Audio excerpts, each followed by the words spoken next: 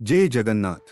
భారతదేశం అంతటా మరియు ప్రపంచవ్యాప్తంగా సత్య సనాతన ధర్మాన్ని అనుసరించే భక్తులందరికీ నా వినయపూర్వకమైన ప్రణామాలు.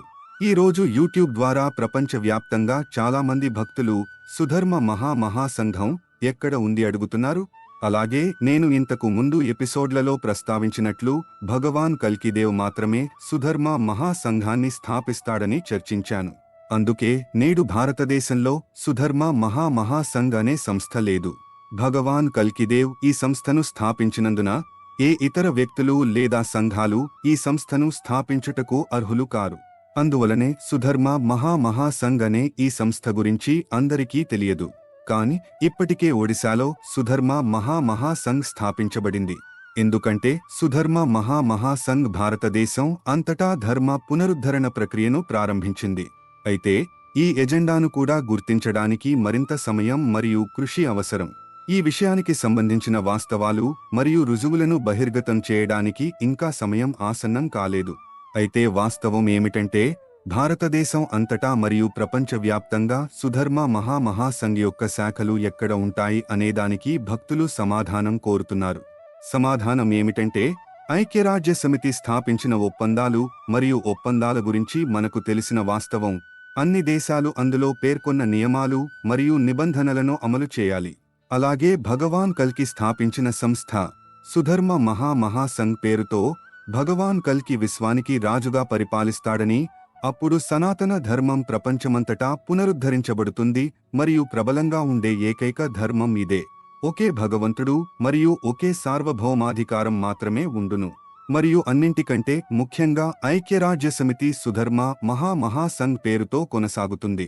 సుధర్మ మహాసంఘం ప్రపంచంలోని ప్రతి మూలన స్థాపించబడుతుంది. సుధర్మ మహాసంఘం ప్రపంచంలోని అన్ని దేశాలను పరిపాలిస్తుంది. ఈ సమయం ఆసన్నమైంది. అంతేకాకుండా భగవాన్ కల్కి 4 సంవత్సరాల వయస్సులో సుధర్మ మహాసంఘాన్ని స్థాపించినట్లయితే అది ప్రజలలో ప్రకటించబడేంత పాతది అని మరొక ప్రశ్న ఉంది. అయితే ఇది ఇంకా విస్తృతంగా వ్యాపించలేదు. అందుకే మహాపురుష అచ్యుతానంద ఈ వాస్తవాలు చాలా గోప్యం అని పేర్కొన్నాడు. సుధర్మ మహాసంఘ్లో సభ్యత్వం దొరకడం అనేది అంత సులువైన విషయం కాదు. భగవాన్ కల్కి లేదా సుధర్మ మహాసంఘ్ సంస్థ అభివృద్ధి కోసం ఎక్కువ మంది వ్యక్తులను ఆకర్షించడానికి ఎలాంటి ప్రచారం చేయరు. బదులుగా సుధర్మ మహాసంఘ్ భక్తుల ఏకత్రీకరణను, సత్సంగాన్ని, సమ్మేళనాన్ని నిర్వహిస్తుంది. సుధర్మ మహాసంఘ్ డిజిటల్ వెబ్ లేదా సోషల్ మీడియా ద్వారా పనిచేయదు.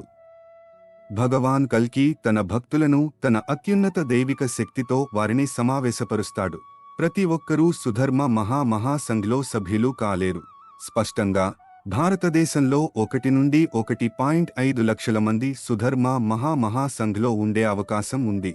భారతదేశ జనాభా 140 కోట్లు అయినప్పటికీ జనాభాలో 1 నుండి 1.5 లక్షల మంది మాత్రమే సంస్థతో అనుబంధంగా ఉంటారు.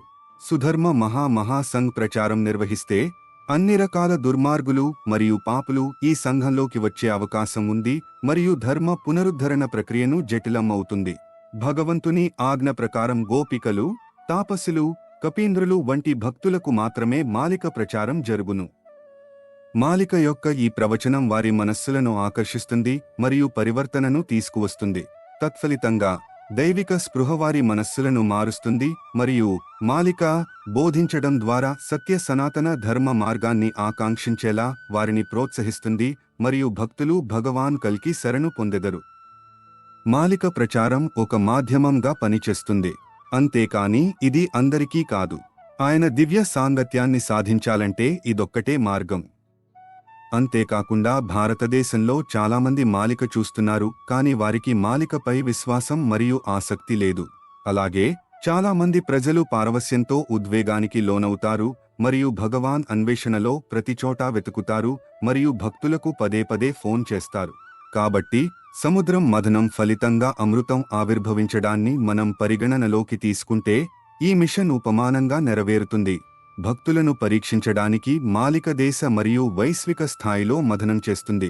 మాలిక ద్వారా విశ్వం మథనం నుండి భగవాన్ యొక్క దివ్య మిత్రులైన పవిత్ర సాధువులు, సన్యాసులు, ఋషులు, దేవతలు మరియు దేవతల మాలికతో పాటు వారు భగవాన్ కల్కి యొక్క దైవిక ఆశ్రయాన్ని తీసుకుంటారు. భారతదేశంలో అనేక పుణ్యక్షేత్రాలు బృందావనం, మధుర, అయోధ్య, ద్వారిక, బద్రీనాథ్, జగన్నాథ్ ధామ్ ఉన్నాయి. కానీ ఈ ప్రదేశాలలో ఎంతమంది మాలిక అర్థం చేసుకున్నారు మరియు భగవాన్ కల్కి గురించి అన్వేషిస్తున్నారు?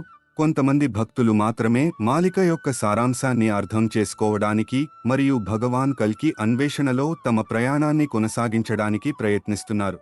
జనాభాలో కొద్ది భాగం మన గ్రంథాలు, పురాణాలు మరియు వేదాలను విశ్వసిస్తున్నారు. పూర్వ జన్మల భాగ్యం వలన వారు పూర్తి విశ్వాసం ఉన్నారు. వారు నిజంగా ధన్యులు మరియు జ్ఞానోదయం పొందినవారు. భూమిపై భగవాన్ యొక్క ప్రతి అవతారంలో జన్మించి మరియు భగవాన్ కాలక్షేపాలలో చురుకుగా పాల్గొంటారు. వారు ఇప్పుడు ఈ కలియుగ అంతిమ సమయంలో మరియు భగవాన్ కల్కి జన్మించిన ఈ సమయంలో మరలా జన్మించారు. అటువంటి వారికి మాత్రమే సుధర్మ మహాసంఘం గురించి తెలుస్తుంది. సుధర్మ మహాసంఘం గురించి తెలియడం అంత తేలికైన పని కాదు. ప్రియమైన భక్తులారా, దీనిని ఎన్నటికీ మరువవద్దు. ఇది కేవలం దాని జీవనోపాధి కోసం భక్తుల నుండి డబ్బు వసూలు చేసిన తర్వాత, లేదా దాని స్వార్థ ప్రయోజనాలను పెంపొందించడానికి, లేదా విలాసవంతమైన జీవనశైలిని నడిపించడానికి ఎక్కువ మంది సభ్యులను చేర్చుకున్న తర్వాత నడిచే సంస్థ కాదు. ఈ సంస్థ సమాజంలో సంతృప్తి మరియు ఆనందాన్ని సులభతరం చేస్తుంది. ఆధ్యాత్మికత మరియు భక్తి మార్గంలో కొనసాగుతూనే అత్యంత బాధలతో ఉన్న భక్తులు సుధర్మ మహాసంఘం అనే పేరుగల గమ్యాన్ని చేరుకుంటారు. మాలిక అనేది బ్రహ్మవాణి. కావున భక్తులందరూ మాలికను అనుసరించి బోధించవలసిందిగా మరియు వారి జీవితంలో అలవరుచుకోవాలని హృదయపూర్వకమైన ఆజ్ఞ. ఇప్పుడు మానవజాతి మరణం మరియు వినాశనం అంచున ఉన్నందున మాలిక ఒక్కటే మానవాళిని రక్షించగలదు. మీరు ఎంత మేధావి కావచ్చు, మీరు ఎంత పెద్ద ఆధ్యాత్మికవేత్త లేదా ధ్యానం చేసే సన్యాసి కావచ్చు, మీరు ఎంత శక్తితో భగవాన్ని ప్రార్థించవచ్చు, అది ప్రతిఫలదాయకం. కానీ మాలికను అనుసరించి ఉపదేశించడమే అత్యున్నతమైన సాధన. ఎందుకంటే మాలికయే భగవాన్ కల్కి యొక్క మార్గం. ఈ జన్మను సాకారం చేసుకునే మార్గం మరియు అంతిమంగా కలియుగం నుండి సత్యయుగం చేరుకునే మార్గం. ఈ రోజు ఇది ముగించాల్సిన సమయం వచ్చింది. మేము దీన్ని మా తదుపరి ఎపిసోడ్లలో మరింత చర్చిస్తాము. అప్పటి వరకు జై జగన్నాథ్.